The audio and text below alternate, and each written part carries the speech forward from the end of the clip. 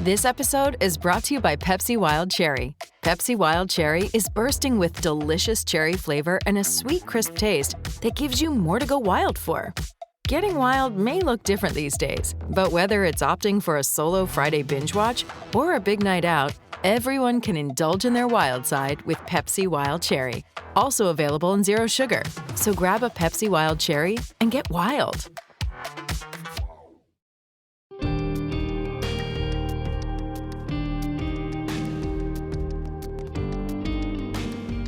A racing heart, sweaty palms, a jolt of adrenaline. These are just some of the physical responses to a stressful situation. But once a tense moment has passed, the human body typically starts to transition back to its normal resting state. However, for survivors of a major traumatic event, these reactions can continue for weeks or months on end as a lasting reminder of the pain endured. Dr. James S. Gordon is a psychiatrist and the founder and executive director of the nonprofit Center for Mind-Body Medicine in Washington, D.C. He's also a clinical professor at Georgetown Medical School and author of The Transformation: Discovering Wholeness and Healing After Trauma. Gordon regularly works with people who've experienced this major psychological event. But what constitutes trauma, really? Trauma is a Greek word. It means injury. It's injury to our body, to our mind, to our spirit. It's what comes to us as a part of being a human being.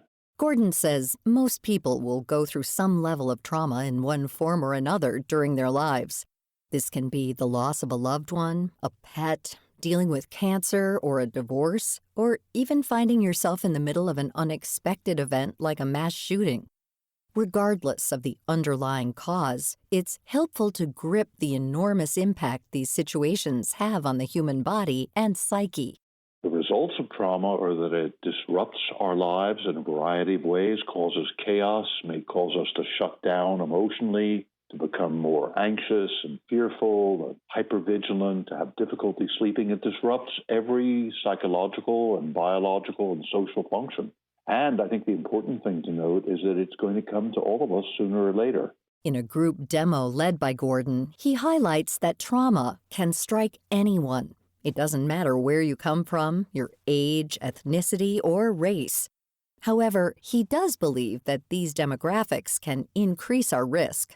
All of us in that circle, and we were black, white, brown, all different sort of parts of the rainbow that is the world. And all of us were able to locate in our histories some sense of that trauma, some sense of that historical prejudice and isolation that we'd experienced. So a black doctor talked about being stopped by the police when he was going home from a late shift as a resident in the hospital. And he said, they keep stopping me for driving while black. Here I am going home from a hospital. I'm a middle-class guy, and my parents had told me this kind of thing would happen. And there are certain kinds of trauma that many will never experience. That's why it's so important to learn how to correctly empathize with others. If you do that, you're a long way down the road to understanding other people. And then the other thing is simply to shut up and listen. When I work on Indian Reservation, we do a lot of work on Pine Ridge Reservation, which is the second poorest county in the United States and was the site of the Wounded Knee Massacre in the 19th century. And I work with refugees all over the world. And if you just are there with people and you have an opportunity to sit down, whether it's in person or you pay attention to the accounts that people have written about their lives, just approach them with an open mind and an open heart, and you'll learn a great deal. Listening to other stories is not only important to gaining better perspective, but it can also be therapeutic to recovery.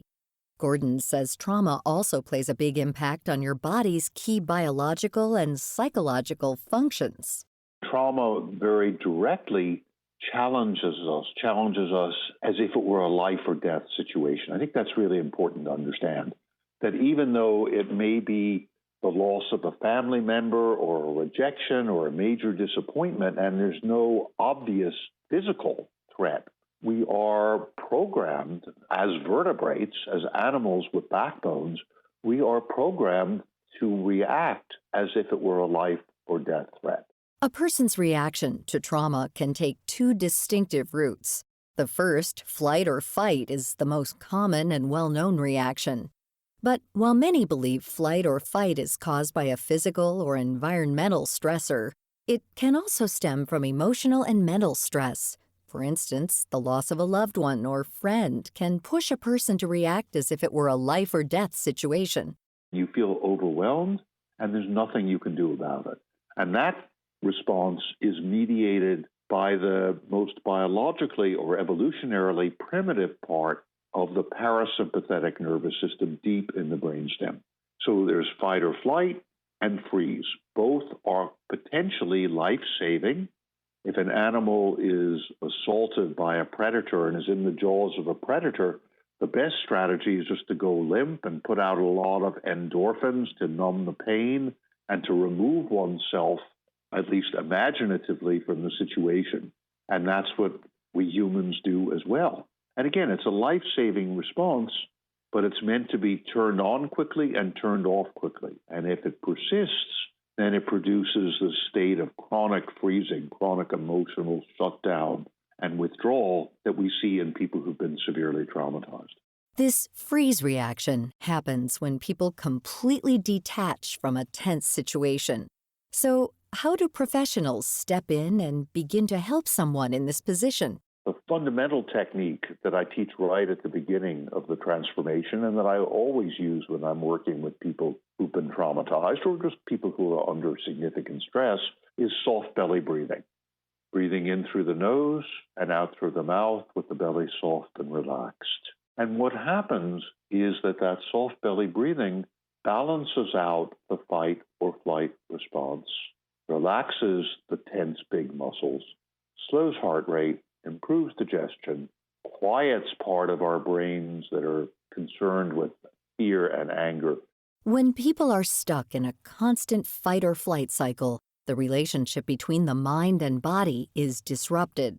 I teach shaking and dancing. So just getting up, having your feet shoulder width as you stand, and shaking from your feet up through your knees and hips and chest and shoulders and head and neck, and just letting your whole body go. And that breaks up the fixed patterns that come, fixed physical, fixed mental patterns, the fixed shutdown state that keeps us not only from smooth physical functioning and from use of our mental faculties, but also keeps us from appreciating our spiritual connection. And so that work of shaking begins to open us to the spiritual, as well as restoring physical and psychological balance. So, what advice does Gordon have for living in today's world where life can feel so chaotic and overwhelming sometimes? I think it's very helpful and healing not only to connect with people who share our perspectives, but also to connect in as loving and open-minded and open-hearted a way as possible with people who may differ from us. That we need to start bridging these gaps, and that is also a way to overcoming our trauma, because we're all affected, no matter what our ethnicity or political persuasion or age, we're all affected by this kind of nationwide trauma that's being produced every day. To learn more about this topic and our guest, James S. Gordon, visit viewpointsradio.org. For more behind the scenes, check out Viewpoints Radio on Instagram, X, and Facebook. This story originally aired in August 2020 and was produced by Amira Zaveri and Kate Novak. Our studio manager is Jason Dickey. I'm Marty Peterson. This segment is brought to you by Jackson Hewitt. Can't wait weeks for your tax refund? Then don't. At Jackson Hewitt, get money today if you're approved for a no-fee refund advance loan on a prepaid card. Book today at jacksonhewitt.com. No-fee refund advance offered to eligible clients. Application required. Loans by Republic Bank. Details at jacksonhewitt.com.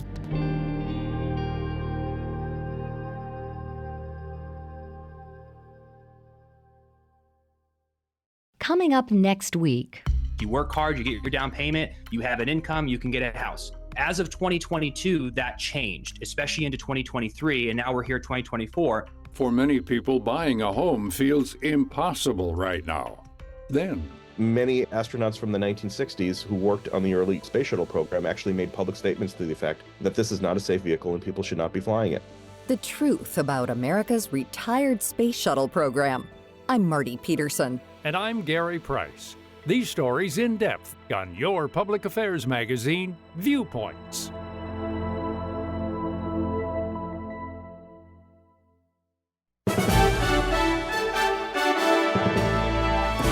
And that's Viewpoints for this week. Follow us on Twitter, Facebook, and Instagram to learn more about upcoming shows and find a library of past programs on Apple Podcasts, Google Play, and Spotify. Plus, you'll always find previous segments and more information about our guests at viewpointsradio.org. Join us again next week for another edition of Viewpoints.